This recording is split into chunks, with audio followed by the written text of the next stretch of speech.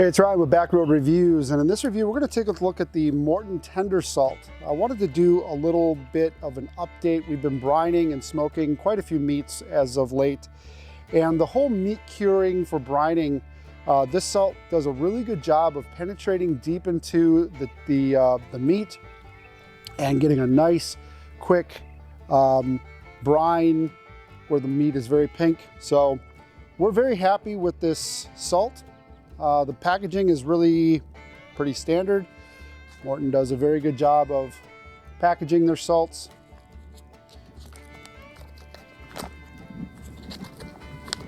Just a wax covered paper. The salt grains are fairly fine, breaks down in water very well, and very easy instructions. We found that it does brine a little bit quicker, but you can use it in a longer brine as well, depending on what kind of meat you're curing. And you know, I've been really happy with this. It's Morton Tender Quick Home Meat Cure. Get it here on Amazon today.